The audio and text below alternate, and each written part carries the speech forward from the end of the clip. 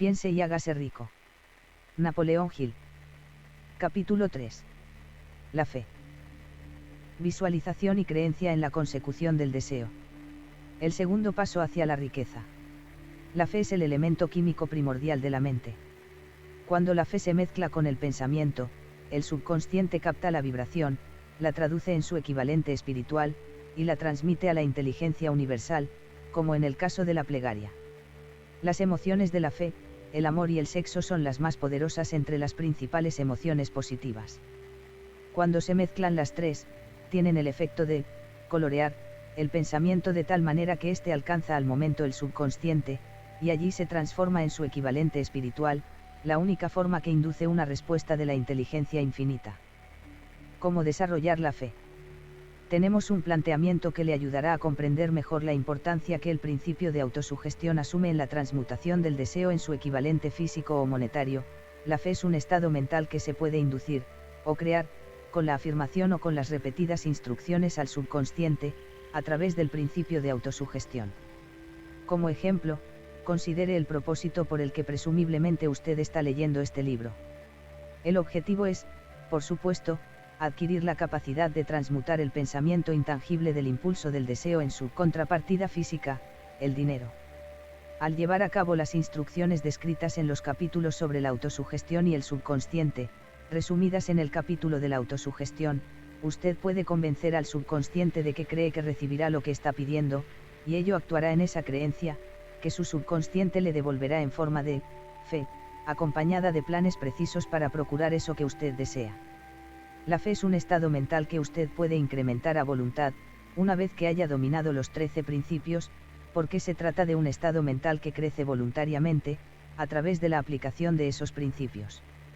La repetición de la afirmación de órdenes a su subconsciente es el único método conocido del crecimiento voluntario de la emoción de la fe. Quizás el concepto le quede más claro con la siguiente explicación de la forma en que los hombres, a veces, se convierten en criminales. Para decirlo con las palabras de un famoso criminólogo, cuando los hombres entran por primera vez en contacto con el crimen, este les repugna. Si siguen en contacto con él durante algún tiempo, se acostumbran, y lo toleran. Y si permanecen en contacto con el crimen durante el tiempo suficiente, acaban por aceptarlo y se dejan influir por él. Es el equivalente de decir que cualquier impulso de pensamiento que sea repetidamente encauzado hacia el subconsciente resulta aceptado e influye en el subconsciente, que procede a traducir ese impulso en su equivalente físico por el procedimiento más práctico que halle disponible.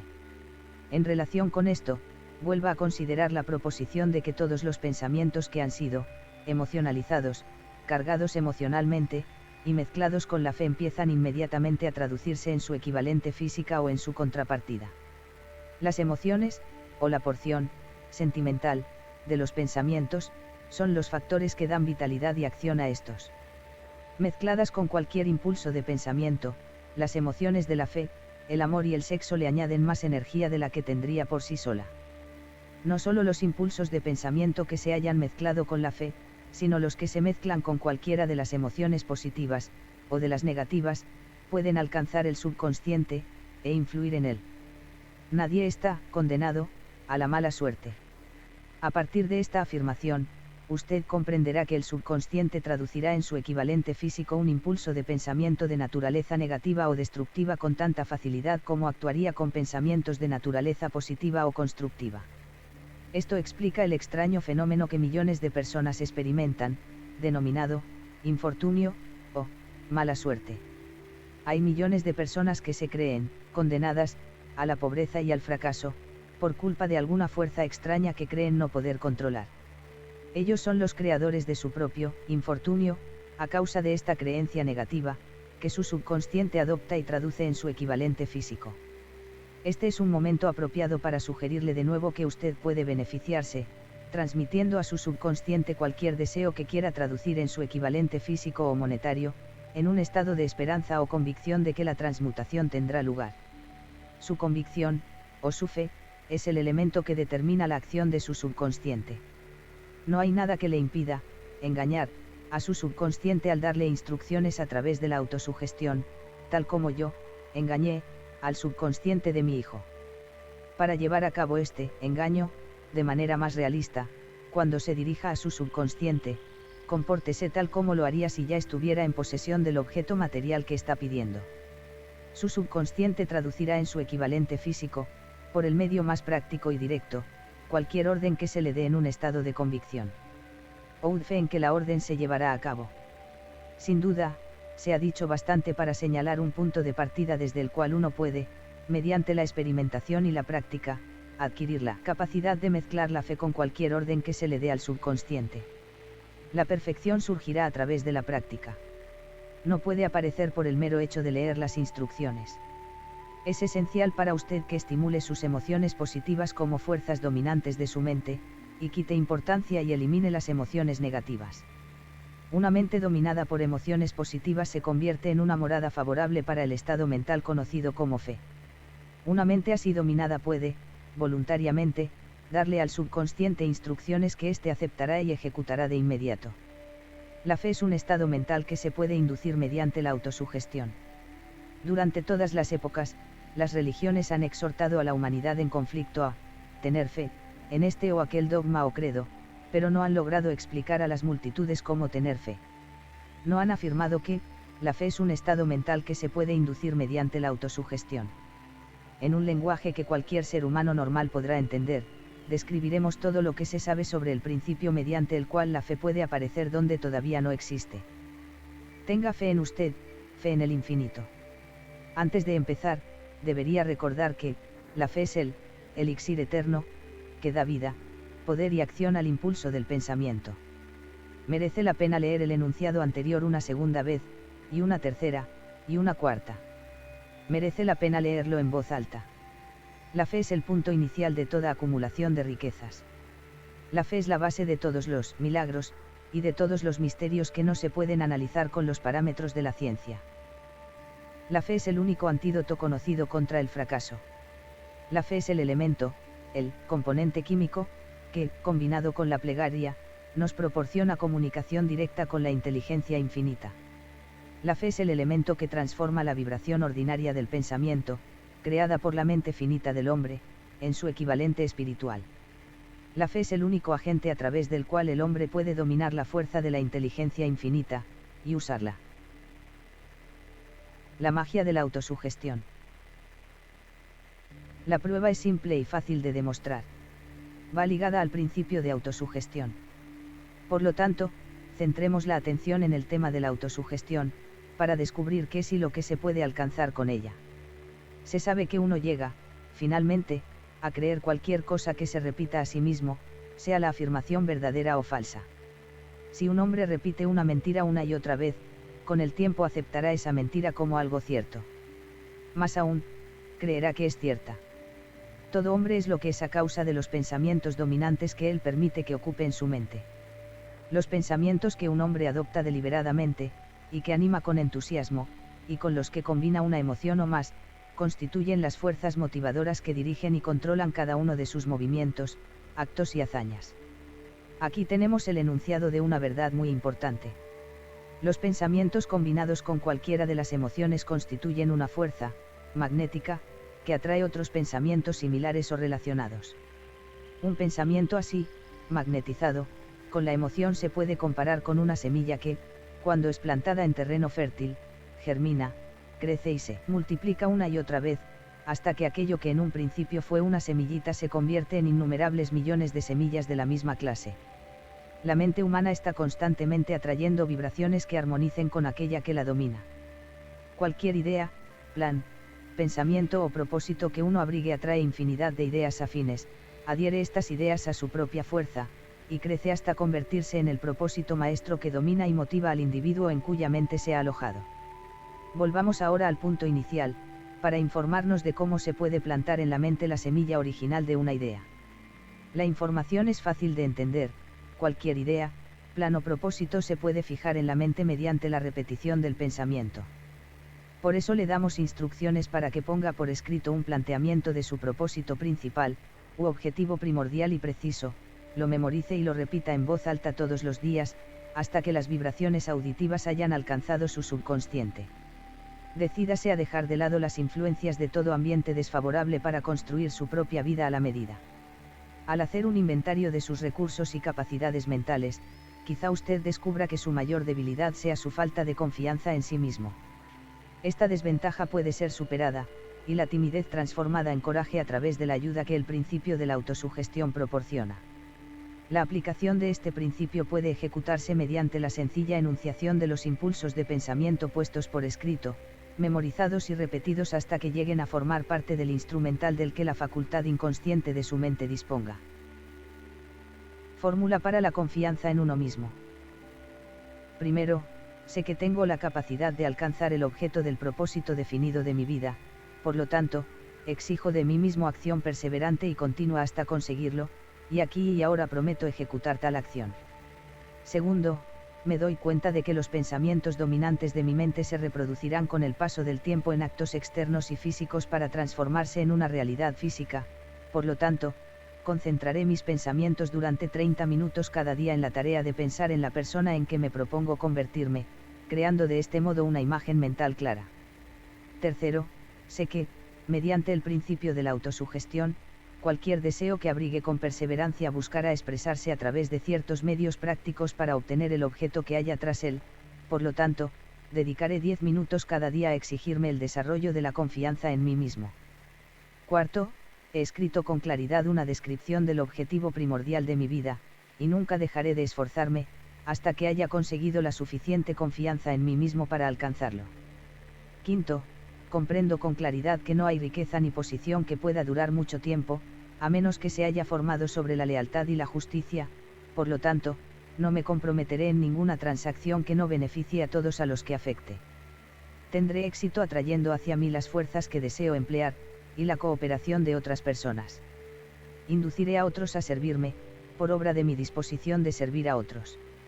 Eliminaré el desprecio, la envidia, los celos, el egoísmo y el cinismo y cultivaré el amor por toda la humanidad, porque sé que una actitud negativa hacia los demás nunca me dará el éxito.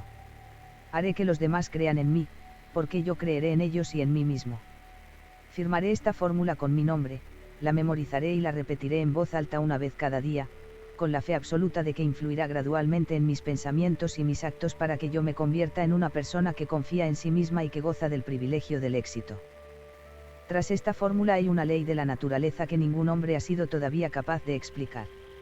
El nombre por el que dicha ley se conoce tiene poca importancia. Lo que importa de ella es que funciona, para la gloria y el progreso de la especie humana, si es usada de forma constructiva. Por otra parte, si se la usa destructivamente, destruirá con la misma facilidad.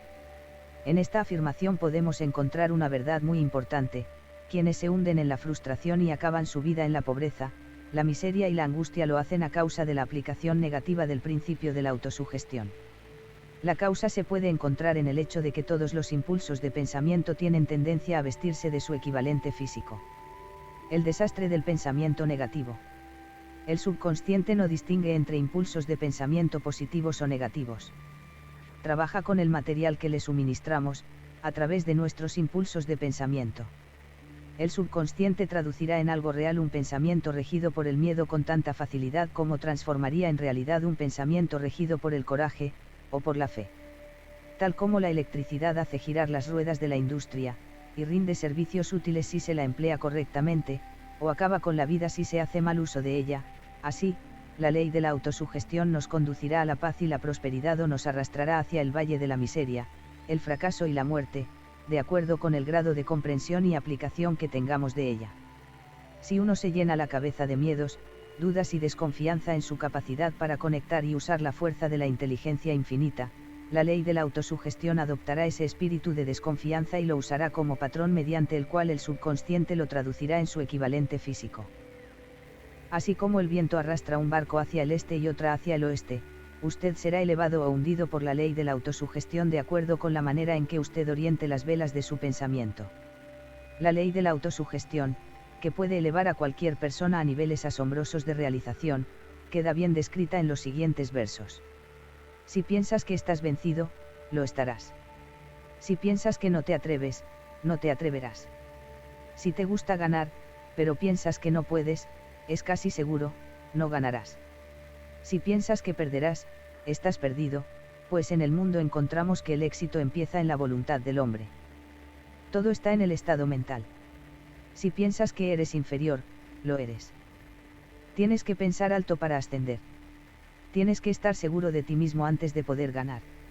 Las batallas de la vida no siempre favorecen al hombre más fuerte o al más rápido, pero tarde o temprano el hombre que gana es el hombre que piensa que sí puede. Observe las palabras que se han destacado, y captará el profundo significado que el poeta expresa. ¿Qué genio yace dormido en su cerebro? En algún rincón de su carácter está latente, dormida, la semilla de la realización que, si germinara y se pusiera en acción, lo elevaría a niveles que tal vez usted nunca soñó alcanzar. Así como un virtuoso puede arrancar las melodías más hermosas de las cuerdas de su violín, usted puede despertar al genio que yace dormido en su mente, y hacer que lo conduzca hacia arriba, hacia cualquier objetivo que desee alcanzar. Abraham Lincoln fue un fracasado en todo lo que intentó, hasta después de haber alcanzado los 40 años. Fue un don nadie, de ninguna parte, hasta que una gran experiencia entró en su vida y despertó al genio dormido que había en su corazón y en su cerebro, para darle al mundo uno de sus hombres realmente grandes. Esa experiencia estaba combinada con las emociones de la aflicción y el amor. Le aconteció a través de Anne Radcliffe, la única mujer a quien el amor realmente. Es sabido que la emoción del amor está ligada al estado de ánimo conocido como la fe, y esto se debe a que el amor se aproxima mucho a traducir los impulsos de pensamiento propios en su equivalente espiritual. Durante su labor de investigación, el autor ha descubierto, a partir del análisis de la vida y realizaciones de centenares de hombres de posiciones destacadas, que detrás de casi cada uno de ellos existía la influencia del amor de una mujer. Si quiere pruebas del poder de la fe, examine las realizaciones de los hombres y mujeres que se han valido de ella. El Nazareno encabeza la lista. La base de la cristiandad es la fe, no importa cuántas personas hayan pervertido o malinterpretado el significado de esta gran fuerza. La esencia de las enseñanzas y de las realizaciones de Cristo, que pueden haberse interpretado como milagros, son nada más y nada menos que fe. Si hay fenómenos milagrosos, se producen solo a través del estado mental conocido como la fe. Consideremos el poder de la fe, tal como nos la mostró un hombre bien conocido por toda la humanidad, el Mahatma Gandhi, de la India. En este hombre, el mundo tuvo uno de los ejemplos más sorprendentes de las posibilidades de la fe que conozca la humanidad. Gandhi ostentó más poder potencial que ningún otro de sus contemporáneos, y ello a pesar del hecho de que no contó con ninguna de las herramientas ortodoxas del poder, tales como dinero, barcos de guerra, soldados ni material bélico. Gandhi no tenía dinero, ni casa, ni siquiera ropas, pero tenía poder. ¿Cómo lo obtuvo? Lo creó a partir de su comprensión del principio de la fe, y mediante su capacidad para trasplantar esa fe al espíritu de 200 millones de personas. Gandhi consiguió la sorprendente proeza de influir en 200 millones de mentes para formar un conglomerado humano que se moviese al unísono, como un solo hombre. ¿Qué otra fuerza de este mundo, aparte de la fe, puede lograr tanto? Como una idea construyó una fortuna. Debido a la necesidad de la fe y de la cooperación en el funcionamiento de los negocios y de la industria, será tan interesante como provechoso analizar un suceso que nos proporciona un excelente ejemplo para la comprensión del método por el cual los industriales y los hombres de negocios acumulan grandes fortunas al dar antes de intentar recibir. El suceso elegido para este ejemplo data de comienzos de siglo, cuando se estaba formando la United States Steel Corporation, Corporación del Acero de Estados Unidos. A medida que lea la historia, tenga presente esos hechos fundamentales, y comprenderá cómo las ideas se han convertido en fortunas inmensas. Si usted es de los que se han preguntado a menudo cómo se han acumulado las grandes fortunas, esta historia de la creación de la United States Steel Corporation le resultará esclarecedora. Si tiene alguna duda de que los hombres pueden pensar y hacerse ricos, esta historia disipará esa duda, porque usted podrá ver con claridad en la historia de la United States Steel Corporation la aplicación de una porción importante de los principios que se describen en este libro.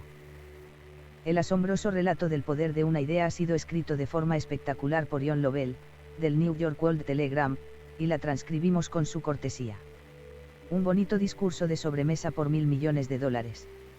Aquella noche del 12 de diciembre de 1900, en la que unos 80 miembros de la sociedad financiera se reunieron en el salón de banquetes del University Club, en la Quinta Avenida, para hacer los honores a un hombre joven del oeste de Estados Unidos, ni media docena de los invitados supuso que estaban a punto de presenciar el episodio más importante de la historia de la industria estadounidense.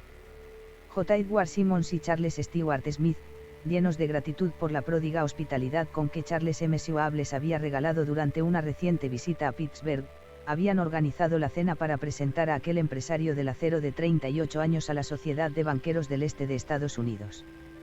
Pero no esperaban que magnetizara de tal modo la convención.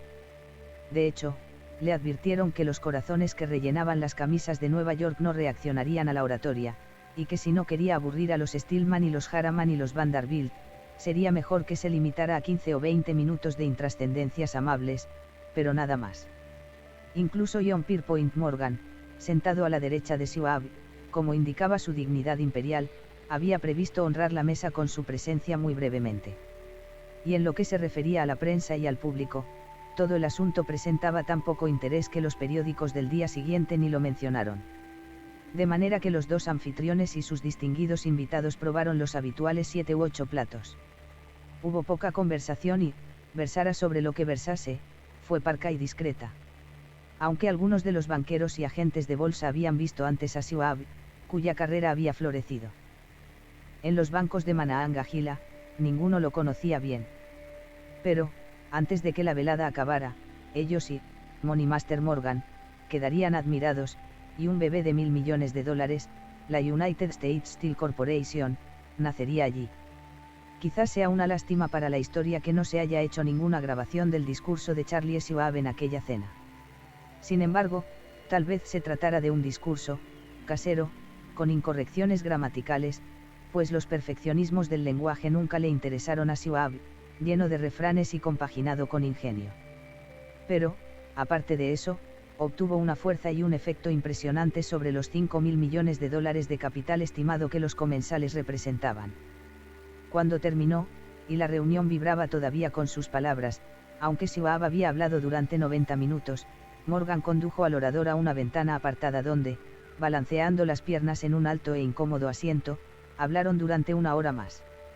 La magia de la personalidad de Schwab se había puesto en acción con toda su potencia, pero lo más importante y perdurable fue el programa detallado y explícito que presentó para el engrandecimiento del acero. Muchos otros hombres habían tratado de interesar a Morgan en montar juntos un trust del acero imitando los patrones de las empresas de galletas, cables y flejes, azúcar, goma, whisky, aceite o goma de mascar. John W. Gates, el apostador, lo había urgido a hacerlo, pero Morgan no había confiado en él. Los hermanos Moore, Bill y Jim, mayoristas de Chicago que habían fusionado una fosforera y una corporación de galletitas, habían tratado de convencerlo, fracasando en su intento. El Bartache Gary, el sacrosanto abogado del Estado, quiso atraerlo a su terreno, mas no llegó a ser lo bastante grande como para impresionarlo. Hasta que la elocuencia de Schwab elevó a J. P. Morgan a las alturas desde donde pudo visualizar los sólidos resultados del proyecto financiero más atrevido que se hubiera concebido nunca, la idea era considerada un delirante sueño de especuladores ingenuos. El magnetismo financiero que, hace una generación, empezó a atraer miles de compañías pequeñas y a veces ineficazmente dirigidas a combinaciones más grandes y competitivas, se ha vuelto operativo en el mundo del acero gracias a los artilugios de aquel jovial pirata de los negocios, John W. Gates. Este había formado ya la American Steel and Wire Company con una cadena de pequeñas empresas, y junto con Morgan había creado la Federal Steel Company. Pero al lado del gigantesco trust vertical de Andrew Carnegie, dirigido por sus 53 accionistas, esas otras combinaciones resultaban insignificantes. Podían combinarse como mejor les pareciese, pero ni todas juntas harían mella en la organización de Carnegie, y Morgan lo sabía. El viejo escocés excéntrico también lo sabía. Desde las majestuosas alturas de Skibow Castle había visto, primero divertido y luego con resentimiento, los intentos de las pequeñas compañías de Morgan entremetiéndose en sus negocios. Cuando esos intentos se tornaron demasiado importantes, el mal genio de Carnegie se convirtió en ira y en deseos de venganza. Decidió duplicar cada fábrica suya por cada una que sus rivales poseyeran. Hasta entonces no había tenido interés en cables, tubos, flejes ni planchas. En cambio, se contentaba con venderle el acero en bruto a esas compañías y las dejaba que trabajaran en la especialización que quisieran. Ahora, con Schwab como jefe y lugarteniente capaz, planeaba arrinconar a sus enemigos contra la pared. Así fue como Morgan vio la solución a su problema de combinaciones en el discurso de Charles M. Schwab. Un trust sin Carnegie, el gigante, no sería ningún trust, sino un pastel de ciruelas sin ciruelas. El discurso de Schwab de aquella noche del 12 de diciembre de 1900 aportó la sugerencia, que no la solicitud, de que el vasto imperio Carnegie podía llegar a estar bajo la sombra de Morgan. Habló del futuro mundial del acero, de reorganización en aras de la eficiencia, de especialización, de deshacerse de compañías improductivas, de la concentración del esfuerzo en las propiedades florecientes, de ahorros en el tráfico de mineral bruto, de ahorros en los departamentos directivos y administrativos, de captar mercados extranjeros. Más que todo eso, les dijo a los bucaneros que había entre ellos donde estaban los errores de su piratería habitual. Sus propósitos, suponía él, habían sido crear monopolios, aumentar los precios y pagarse a sí mismos dividendos exagerados más allá de todo privilegio. Con su estilo campechano, Schwab condenó ese sistema. La estrechez de miras de semejante política, dijo a su auditorio, residía en el hecho de que restringía el mercado en un momento en que todo pugnaba por la expansión. Abaratando el coste del acero, explicó, se crearía un mercado expansivo, se idearían más usos para el acero y se captaría una parte considerable del mundo de la industria. En realidad, aunque él no lo supiese, Schwab era un apóstol de la moderna producción masiva. Así acabó la cena en el University Club. Morgan se fue a su casa, para pensar en las predicciones de progreso de Schwab. Schwab regresó a Pittsburgh, a dirigir el negocio siderúrgico para Andrew Carnegie, mientras Gary y todos los demás volvían a sus teletipos, para especular, anticipándose al próximo movimiento. No tardó mucho en suceder. A Morgan le llevó más o menos una semana digerir el festín de razonamientos que Schwab le había puesto delante. Cuando se aseguró de que no iba a sufrir ninguna indigestión financiera, llamó a Schwab, y se encontró con un hombre bastante tímido. Al señor Carnegie, le dijo Schwab, quizá no le alegrara mucho descubrir que el presidente de su conglomerado de empresas había estado coqueteando con el emperador de Wall Street, el barrio que Carnegie había resuelto no pisar jamás. Entonces John W. Gates, que hacía de intermediario entre Morgan y Schwab, sugirió que si Schwab estuviera casualmente de paso por el Bellevue Hotel, de Filadelfia, J.P. Morgan podía coincidir con él en el mismo sitio. Sin embargo, cuando Schwab llegó, Morgan se hallaba enfermo en su casa de Nueva York, y, presionado por la invitación del hombre mayor, Schwab viajó a Nueva York y se presentó ante la puerta de la biblioteca del financiero. En la actualidad, ciertos historiadores de la economía han expresado la sospecha de que esta historia, desde el principio al fin, fue planificada por Andrew Carnegie, que la cena en honor de Schwab, el célebre discurso, la reunión del domingo por la noche entre Schwab y el rey del dinero fueron sucesos que el sagaz escocés había preparado de antemano. La verdad es precisamente todo lo contrario. Cuando Schwab fue llamado a cerrar el trato, ni siquiera sabía si el jefecito, como llamaban a Andrew, prestaría atención a una oferta de vender, en particular a un grupo de hombres a quienes Andrew consideraba dotados de algo menos que la beatitud. Pero Schwab acudió a la reunión con 6 hojas escritas de su puño y letra, llenas de datos que, según él, representaban el valor físico y potencial de rendimiento de cada compañía metalúrgica que él consideraba una estrella esencial en el nuevo firmamento del metal. 4 hombres sopesaron esos esquemas durante toda la noche. El jefe, por supuesto, era Morgan, firme en su credo del derecho divino del dinero. Con él estaba su socio aristocrático, Robert Bacon, un erudito y un caballero. El tercero era John W. Gates, a quien Morgan tachaba de apostador y utilizaba como herramienta. El cuarto era Schwab, que sabía más sobre el proceso de elaborar y vender acero que cualquier grupo de hombres de su época. A lo largo de aquella conferencia, los esquemas del hombre de Pittsburgh no se cuestionaron nunca. Si él decía que una compañía valía tanto, así era, y punto. También insistió en incluir en la combinación solo las empresas que él tenía nominadas. Había concebido una corporación sin dobleces, donde ni siquiera quedaba lugar para satisfacer la codicia de amigos que deseaban descargar sus compañías sobre los anchos hombros de Morgan. Al amanecer, Morgan se puso de pie y se desperezó. Solo quedaba una pregunta pendiente. ¿Cree que puede persuadir a Andrew Carnegie de vender?, preguntó. Puedo intentarlo, repuso Schwab. Si usted consigue que venda, me comprometeré en todo este asunto, aseguró Morgan. Hasta allí todo iba bien. Pero vendería Carnegie. ¿Cuánto pediría? Schwab pensaba en unos 320 millones de dólares. ¿Cómo se efectuaría el pago? ¿En acciones ordinarias o preferentes? ¿En bonos? ¿En efectivo? Nadie podía reunir 320 millones de dólares en efectivo. En enero acudieron a un partido de golf en los helados prados de St. Andrews, en Westchester, Andrew envuelto en jerseys, bien abrigado, y Charlie conversando de trivialidades, para ejercitar el buen humor. Pero no se pronunció ni una palabra sobre negocios hasta que la pareja se sentó en la cálida sala de la cabaña que Carnegie poseía cerca de allí. Entonces, con el mismo poder de convicción con que había hipnotizado a 80 millonarios en el University Club, Schwab dejó caer rutilantes promesas de retiro y comodidad, de los innumerables millones que satisfarían los caprichos sociales del viejo escocés. Carnegie estuvo de acuerdo, escribió algo en un trozo de papel y dijo: muy bien, venderemos por ese precio. La cifra era de unos 400 millones de dólares y surgió a partir de los 320 millones que Schwab había previsto como precio básico, añadiéndole 80 millones para recuperar el valor aumentado sobre el capital previsto durante los últimos 2 años. Más tarde, en la cubierta de un transatlántico, el escocés le decía arrepentido a Morgan: ojalá te hubiera pedido 100 millones más. Si me los hubieras pedido, te los hubiese pagado, le respondió Morgan, aimadamente. Hubo cierto alboroto, por supuesto. Un corresponsal británico envió un cable diciendo que el mundo del acero extranjero estaba, aterrado, ante la gigantesca corporación. El presidente Hadley, de Yale, declaró que a menos que se regulasen los trusts, el país tendría un emperador en Washington durante los próximos 25 años.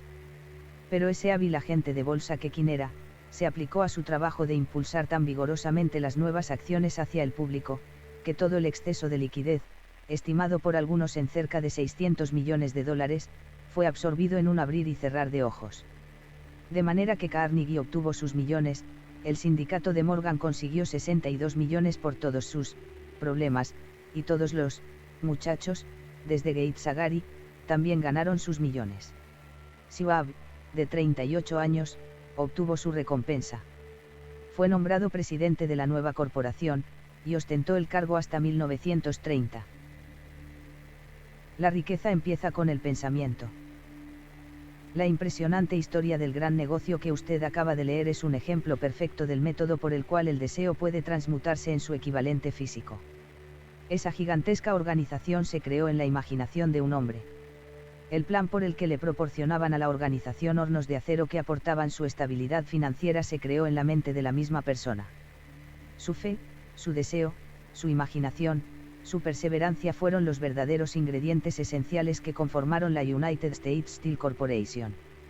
Los hornos y los equipos mecánicos adquiridos por la empresa, después de haber surgido a la existencia legal, fueron incidentals, pero un análisis cuidadoso revelará el hecho de que el valor aumentado de las propiedades adquiridas por la corporación se incrementó en unos 600 millones de dólares, por la mera transacción que los consolidaba bajo una misma gerencia.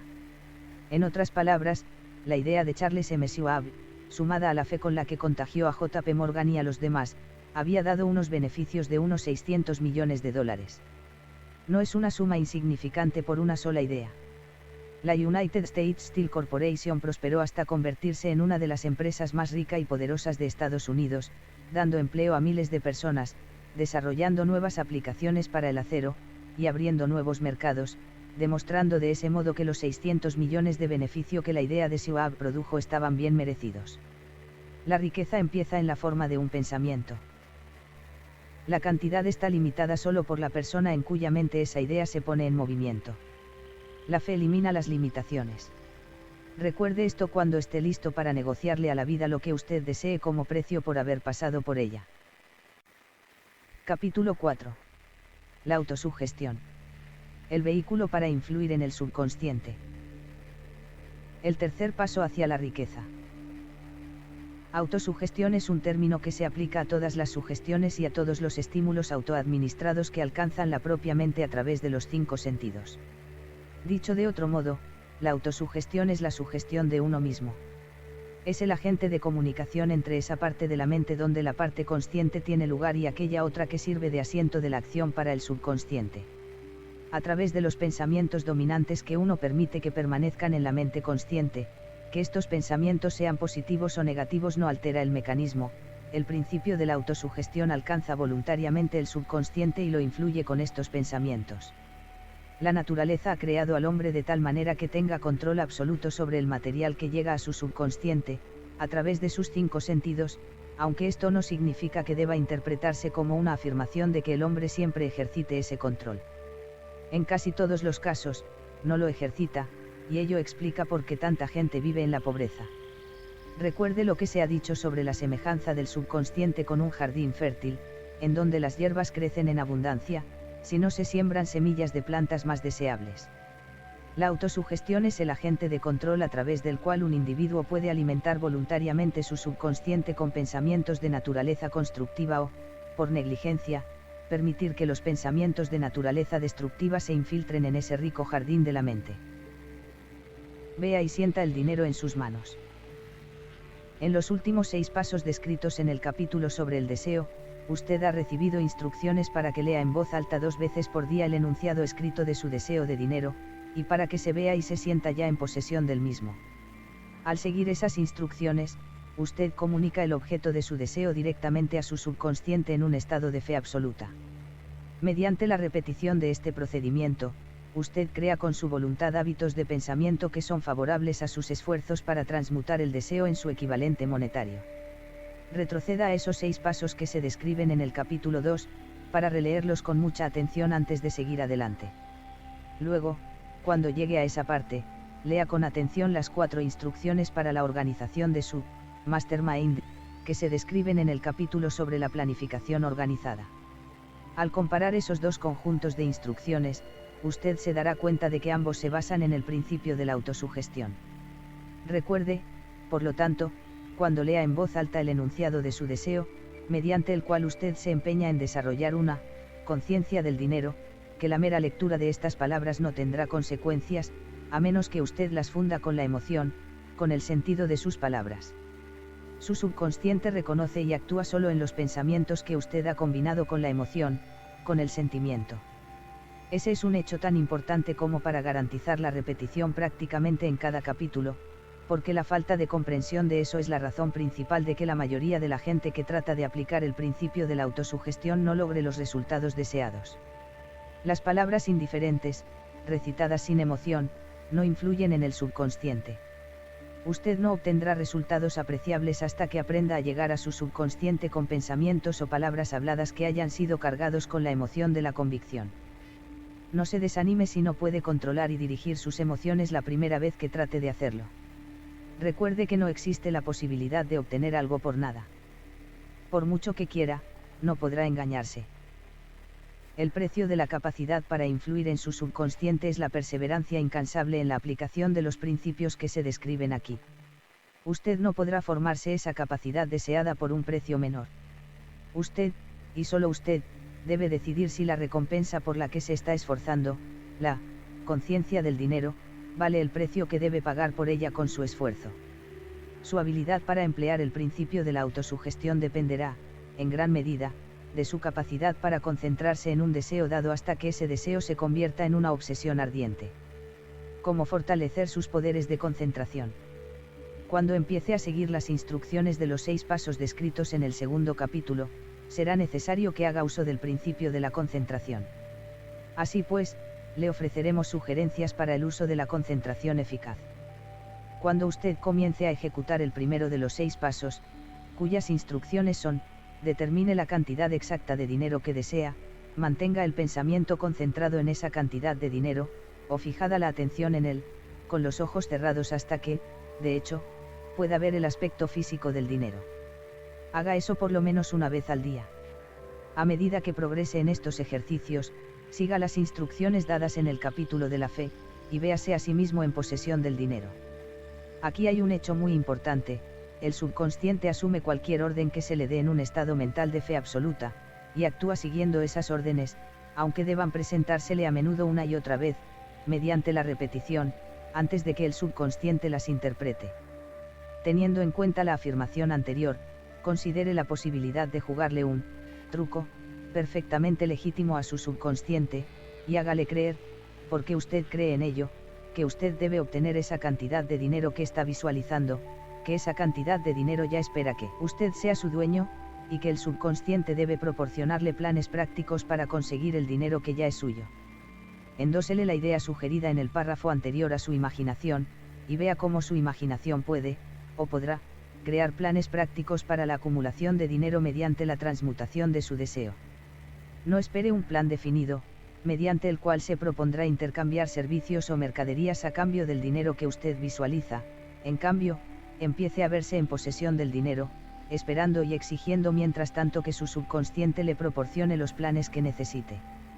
Esté alerta en espera de esos planes, y póngalos en acción inmediatamente cuando surjan. Cuando los planes aparezcan, destellarán, en su mente a través del sexto sentido, con la forma de una inspiración. Trátela con respeto, y actúe según ella tan pronto como la reciba. En el cuarto de los 6 pasos, se le indica que, cree un plan preciso para llevar a cabo su deseo, y empiece de inmediato a poner ese plan en acción. Debe seguir esta instrucción de la manera descrita en el párrafo anterior. No confíe en la razón, a la hora de crear su plan para acumular dinero a través de la transmutación del deseo. Su facultad de razonamiento puede ser perezosa, y si depende por completo de sus servicios, quizá resulte defraudado. Al visualizar el dinero que se propone acumular, con los ojos cerrados, véase a sí mismo prestando el servicio, o proporcionando la mercancía que se propone dar a cambio de su dinero. Esto es importante. 6 pasos para estimular su subconsciente. Resumiremos ahora las instrucciones dadas en relación con los 6 pasos del segundo capítulo, y las combinaremos con los principios presentados en este. Primero, elija un sitio tranquilo, preferiblemente en la cama, por la noche, donde no vayan a distraerlo ni a interrumpirlo. Cierre los ojos, y repita en voz alta, de manera que usted pueda oír sus propias palabras, el enunciado escrito de la cantidad de dinero que se propone acumular, el plazo para esta acumulación y una descripción de los servicios o de las mercancías que pretende dar a cambio del dinero. Al ejecutar estas instrucciones, véase a sí mismo ya en posesión del dinero. Por ejemplo, suponga que se propone acumular $50.000 para el 1 de enero de dentro de 5 años, que se propone prestar servicios personales a cambio del dinero, en carácter de vendedor. El enunciado escrito de su propósito deberá ser más o menos como el siguiente. El primer día de enero de 19, seré poseedor de $50.000, que afluirán a mí en diversas sumas de tiempo en tiempo durante ese lapso de 5 años. A cambio de ese dinero daré los servicios más eficientes de que soy capaz, girando la mayor cantidad posible, y proporcionando la mejor calidad de servicios como vendedor de. Describa el servicio o la mercadería que se propone vender. Confío en que tendré la posesión de ese dinero. Mi fe es tan fuerte que puedo verlo ahora ante mis ojos. Puedo tocarlo con las manos. Ahora está esperando ser de mi propiedad en el momento y en la proporción en que yo proporcione el servicio que estoy dispuesto a dar a cambio de él. Espero un plan con el que acumular ese dinero, y lo ejecutaré tan pronto como aparezca.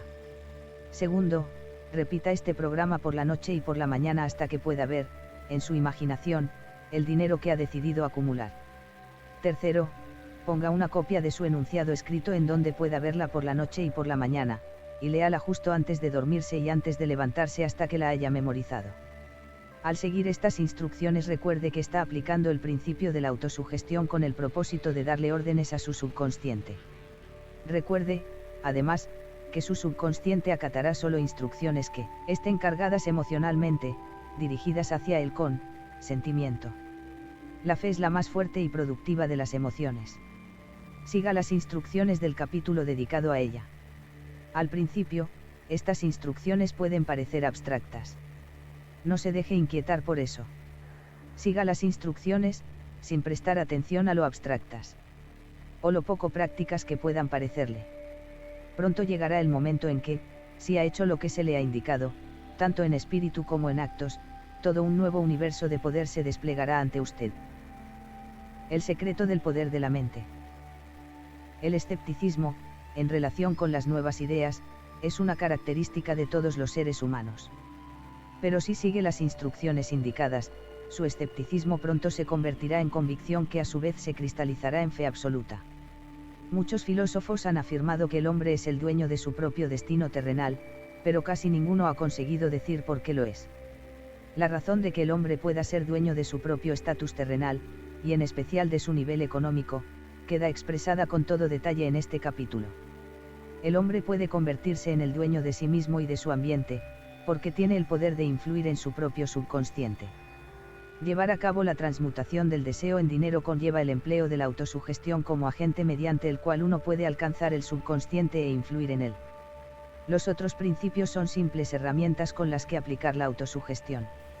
Atesore esta idea y siempre tendrá conciencia de la importancia del principio de la autosugestión en sus esfuerzos para acumular dinero mediante los métodos que se describen en este libro. Una vez haya leído el libro entero, vuelva a este capítulo y, tanto en espíritu como en actos, siga estas instrucciones. Cada noche lea el capítulo entero en voz alta una vez, hasta que llegue a estar plenamente convencido de que el principio de la autosugestión se basa en la verdad y en el buen juicio, que obtendrá para usted todo lo que usted ha pedido. Mientras lea, subraye con un lápiz cada frase que le impresione favorablemente. Siga las instrucciones anteriores al pie de la letra, y el camino se le abrirá hacia una comprensión completa y el dominio de los principios del éxito. Cada adversidad, cada fracaso y cada angustia llevan consigo la semilla de un beneficio equivalente o mayor.